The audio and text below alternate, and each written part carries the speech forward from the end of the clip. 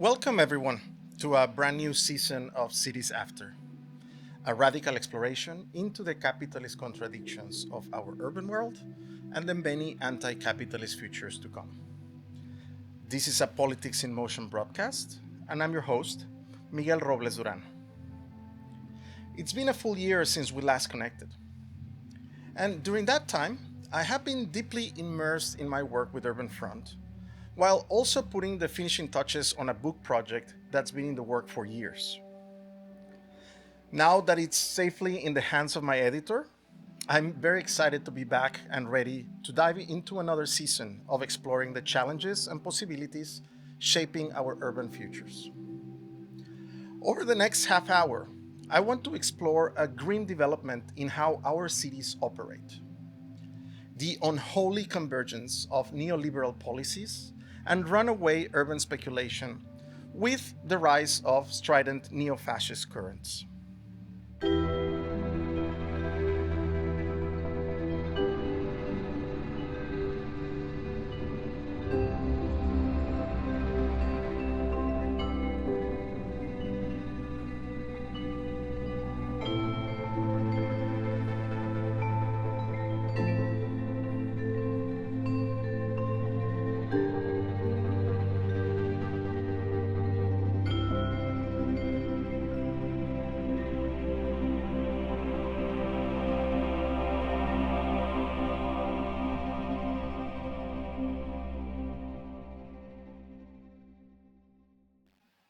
What we're witnessing today is not simply a temporary political hiccup. It is a mere profound crisis of legitimacy for liberal democratic systems themselves.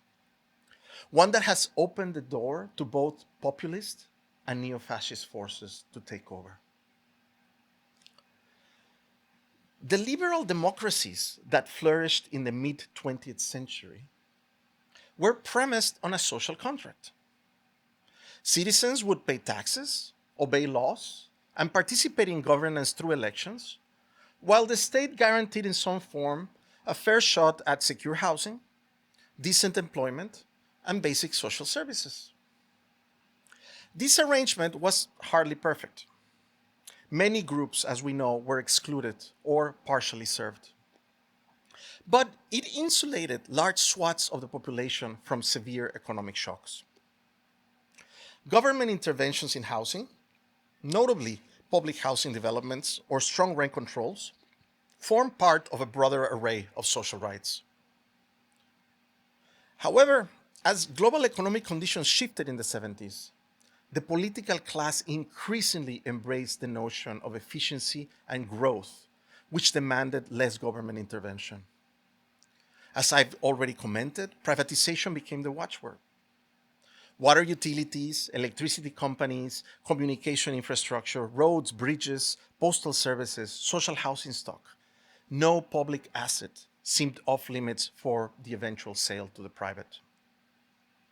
Spurred by promises of leaner governance and fiscal responsibility, liberal democratic regimes repeatedly chose to prioritize market freedoms over social protections. Housing, once a flagship example of state-led welfare, was especially vulnerable.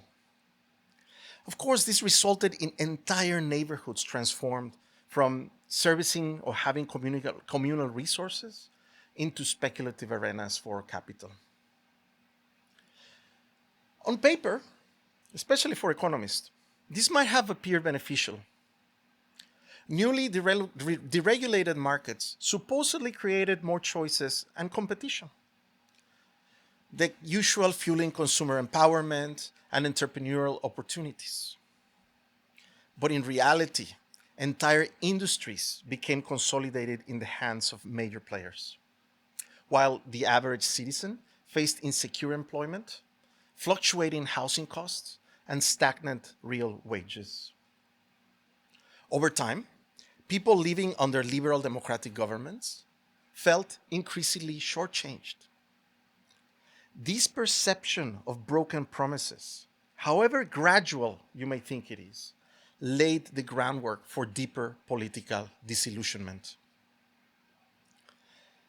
Trust is the lifeblood of any democratic system. Citizens need to believe that elected leaders, despite ideological differences, operate in some good faith and protect some baseline of common interest. Yet, across liberal democracies, a steady stream of scandals involving corporate lobbying, campaign finance, insider dealings eroded that trust. High profile bailouts, often seen in financial and real estate sectors, bolstered the impression that governments cared more about saving wealthy people than preserving people's livelihoods. For the middle class, long regarded as the backbone of liberal democracy, this shift felt like a betrayal. They had once benefited from stable employment, predictable pensions, and accessible housing options. But with privatization came corporate restructuring, outsourcing, and precarious gig work.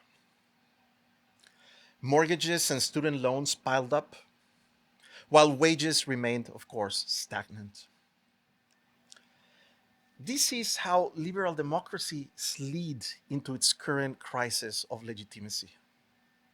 The lofty rhetoric of equality and opportunity clashed with a daily reality of spiraling rents, exploitative credit systems, and a government seemingly enthralled by corporate interests.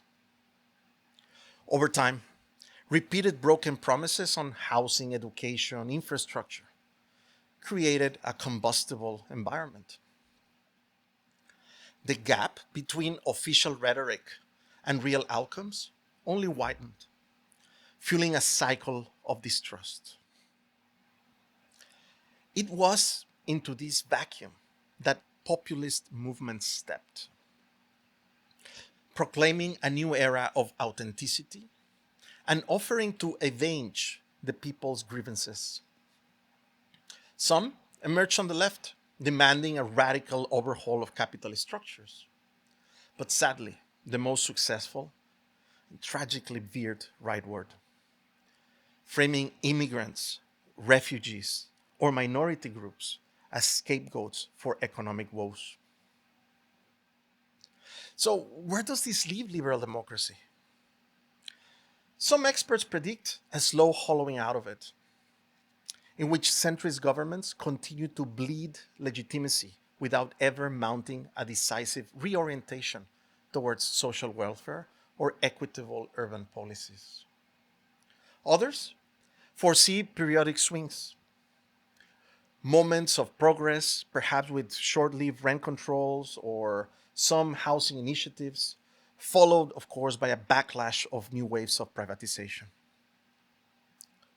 What's clear is that without structural reforms, each passing crisis deepens the public sense that democracy is failing. Yet, another possibility involves a sharp authoritarian pivot. We've already seen states clamping down on protests, especially those protesting evictions or skyrocketing costs of living. New laws in some cities and whole countries now criminalize homeless encampments or heavily policed squats, occupations, and other kinds of direct actions. Under these constraints, the space for meaningful democratic participation narrows. If liberal democracy cannot offer substantive accessibility to a better life, the stage is set for governments, ostensibly democratic in name, to deploy increasingly authoritarian measures to maintain order. This tension between the democratic ideal and the reality of market driven policies lead us directly to the next discussion. If liberal democracy can no longer absorb or respond to public outrage in constructive ways, what happens when more extreme political figures take the reins? How do neo-fascist movements exploit this breakdown in trust? And why might they be surprisingly compatible with a continued neoliberal expansion? After all, a regime that tightly controls dissent while wooing big investors could provoke or could prove remarkably effective, specifically at sustaining and amplifying the destructive forces of capitalism. Let me also clarify what I mean by neo-fascism and neo-fascists. Neo-fascism, as I define it, is a white supremacist political ideology and movement that fuses populist, xenophobic, nationalist, and Christian rhetoric with the preservation and reinforcement of capitalist ideology. Most commonly, it's neoliberal incarnation. To the public eye, neo-fascists may appear to oppose the deep-seated elite establishment.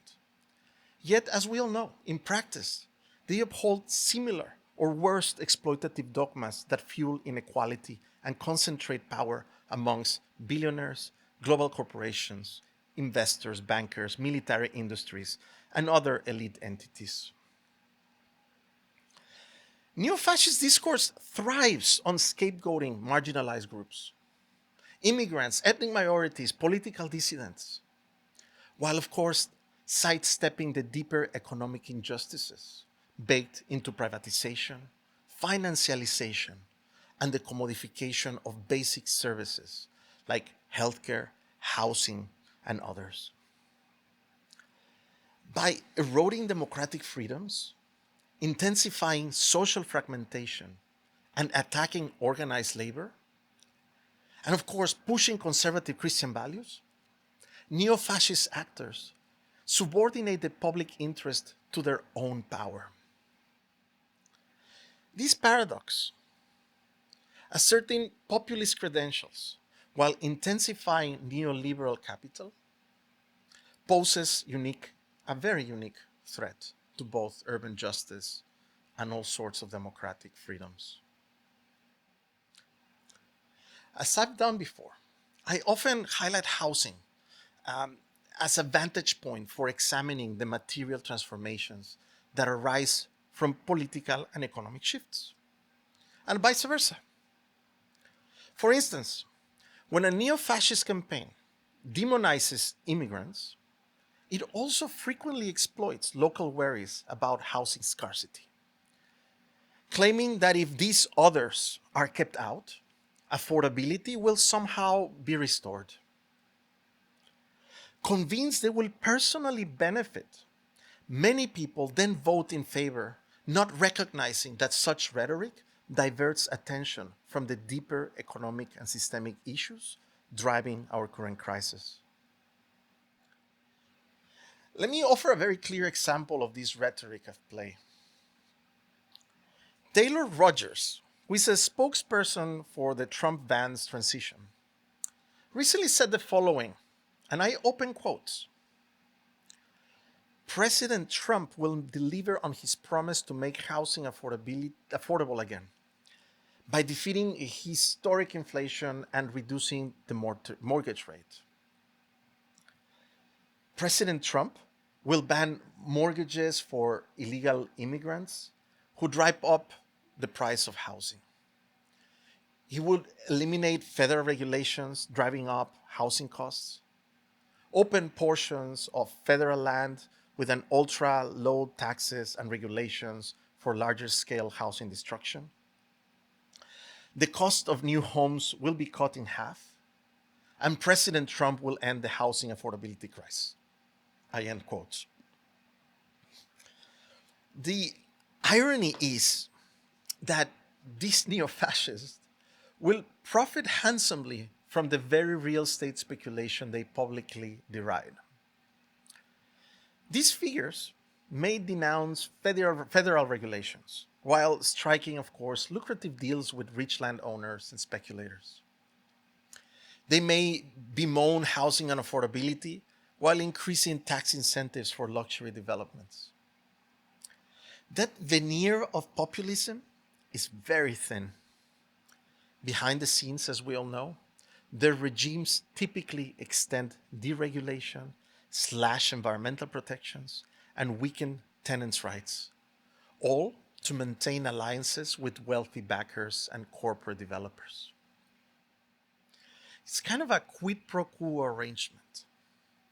Finance capital overlooks the leader's xenophobia or attacks on civil liberties, and in return, it benefits from fewer regulations and minimal public oversight.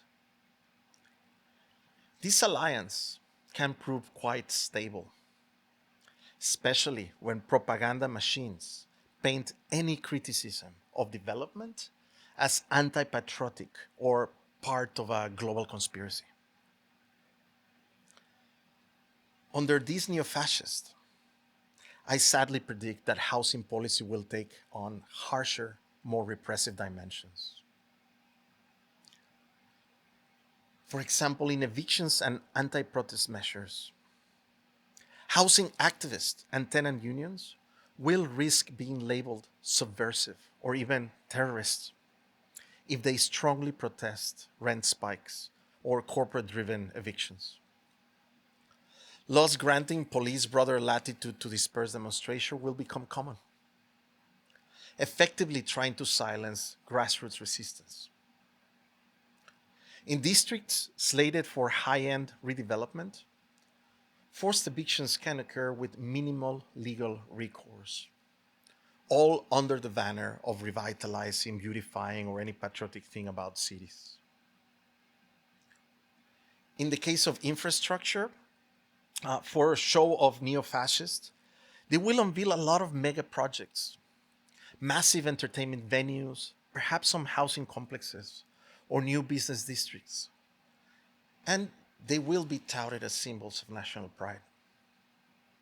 These projects, of course, will continue to attract global capital and might generate short term jobs, but of course, never address chronic housing shortages. Meanwhile, state resources will pour into privately profitable, grandiose construction, instead, of course, of social programs that guarantee some kind of low income housing for residents. And they will be priced out of newly developed areas. Gentrification will accelerate, displacing communities with even fewer legal safeguards. This process will be wrapped in some kind of nationalistic rhetoric, like modernize the city for patriotic renewal, or something like that. Show the world we're an economic powerhouse, etc. Neo-fascist leaders will magnify the neoliberal trend of privatizing social services. Public lands will be sold off to wealthy developers who cater to affluent clientele. White neighborhoods will become gated enclaves guarded by private security forces. City centers will continue their transformation into zones reserved for the wealthy or politically well connected, while everyone else pushed to less desirable peripheries. To distract from the capitalist roots of high housing costs, neo fascists will continue to direct anger towards undesirables, immigrant communities, ethnic minorities, or political dissidents. They will crack down on homeless encampments using punitive measures, arguing that public order justifies displacing people with nowhere else to go. This approach will produce a social climate where compassion and any sense of justice are dismissed, and it will justify continuous growing inequality. What makes these developments particularly dangerous is the illusion of this strong leadership. Neo fascists, as we have seen, are experts in projecting confidence. They claim to get things done, unlike the paralyzed liberal democracies that they undermine. Initially, some citizens might indeed see faster desired results. Perhaps infrastructure will be built quickly, High-profile investment deals would be inked without any regulatory delays. But deep systemic issues become deeper, reinforcing the exploitative nature of financialized urbanization, leaning on propaganda and force to manage discontent. Dreadfully looking ahead, a deeper entrenchment of neo-fascist values might change the spatial fabric of cities in unprecedented ways.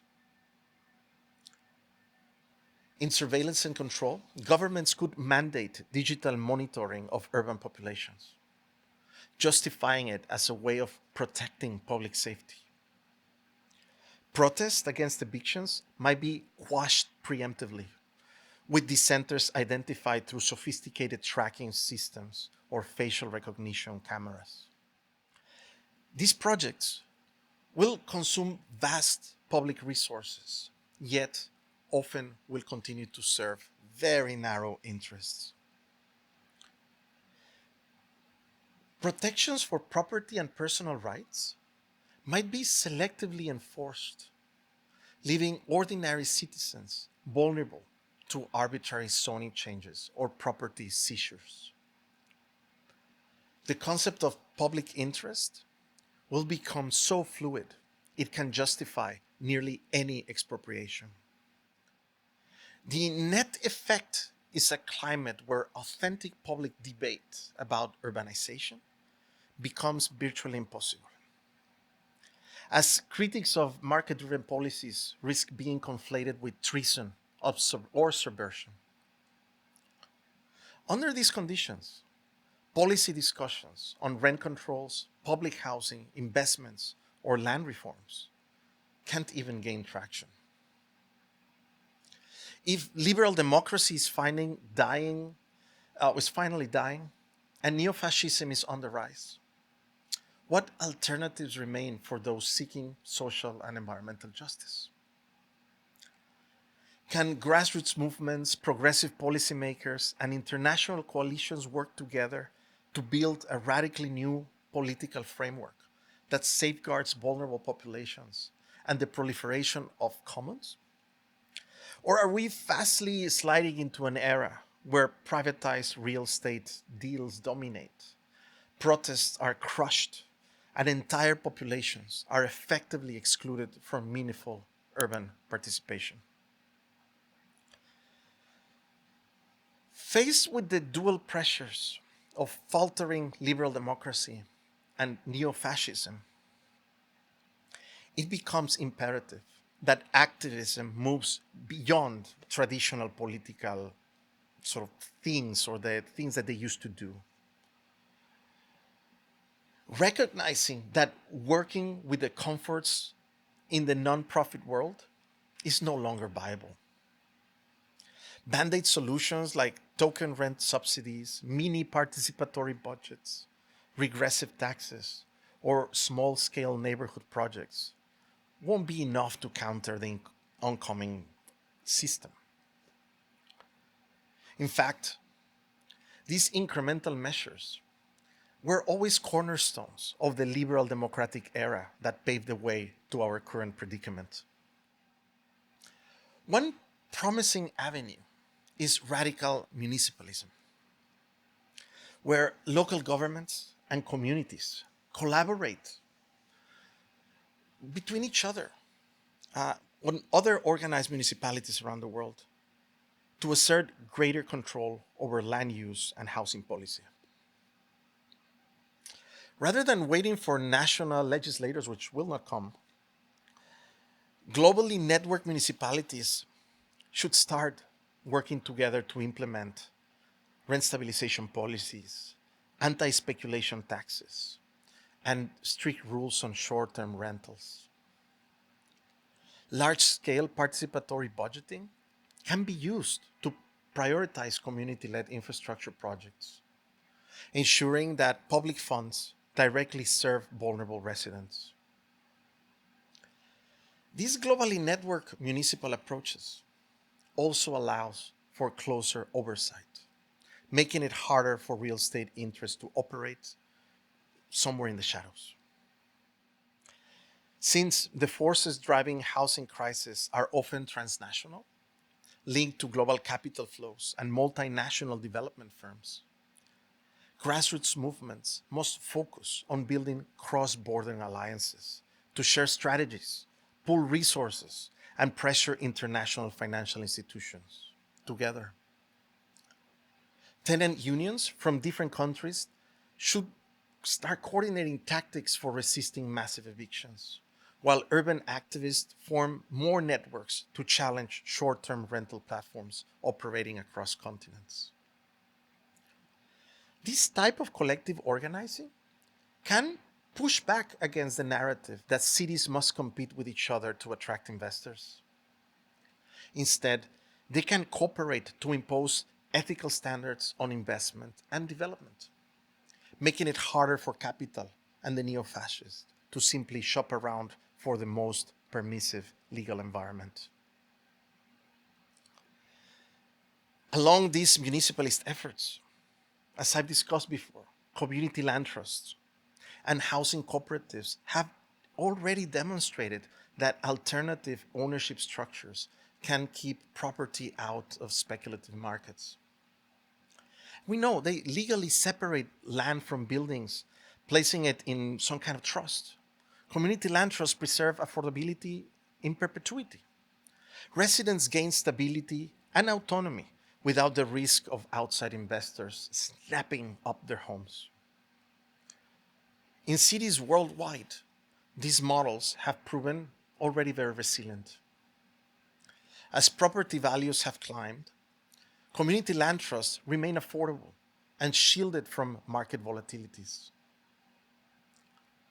Limited equity and non-speculative co-ops can go a step further, enabling direct democratic decision-making about repairs, rents, improvements, and thus reinforcing the principle that housing is a common good rather than a commodity for the neo-fascists. Crucially, reimagining housing is not just about bricks and mortar. It also means renewing democracy in ways that make space for all voices, especially those of the poor, the newcomers, the migrants, and the historically marginalized groups. If housing debates remain confined to elite policy circles or policymakers, then neo-fascist demagogues will continue to exploit popular frustration. By contrast, a more inclusive approach to housing, where entire communities have real input and power, can help rebuild trust in the political process.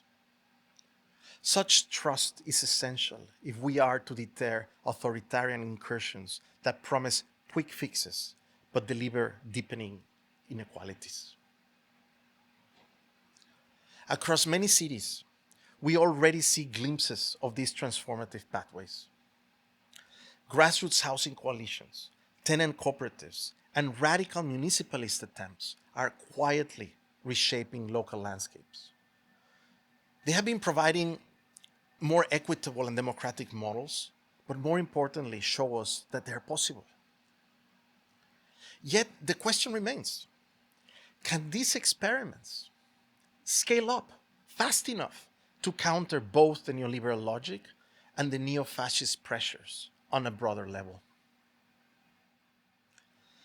The crux of our current dilemma is that liberal democracies, once known for their supposed social righteousness, were always ill-equipped to address urban injustices, resorting to shallow rights discourses and identity politics to lure the masses of voters while they were still catering to the upper classes.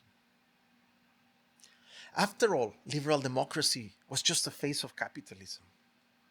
And in its newest phase, neo-fascism, it will keep serving elite interests with a much more explicit clampdown on dissent, zeroing in on immigrants or activists.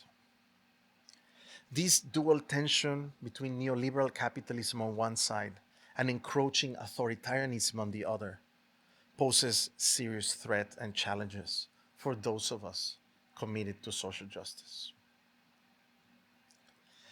I'm convinced that how we shape urban living cuts straight to the core of our political legitimacy. After all, how can anyone keep faith in democracy when they see entire communities on the brink of eviction and developers getting pampered with tax breaks? Not surprisingly, that kind of outrage is prime fodder for the neo-fascist fixers. On the flip side, if people have a real say in their cities, through tenant unions, co-ops, assemblies, or binding referendums, then the spark of collective agency can reignite a democratic or a democracy that is currently on the ropes. In other words, urbanization isn't just a technical concern. It is a material ecology. It is a catalyst for the broader transformations our societies desperately need. As I close this episode, I invite you to carry these insights forward and ask all the questions and put all your comments down in the comments. Whether you're a tenant facing rising rents, a concerned neighbor watching over your community as it gentrifies, a policymaker grappling with budget constraints, or an activist organizing against forced evictions.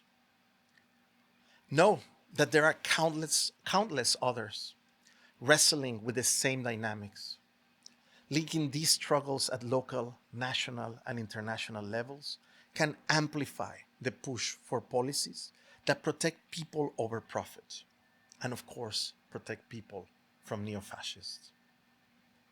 It also can strengthen democracy from the ground up, preventing the vacuum of leadership that neo-fascists so readily have filled. Ultimately, the future of our cities, and by extension, the future of democracy, remains unwritten.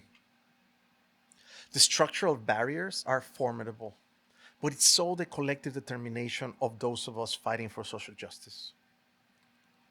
If there is one lesson to take away, is that meaningful change requires more than policy tweaks or rhetorical commitments.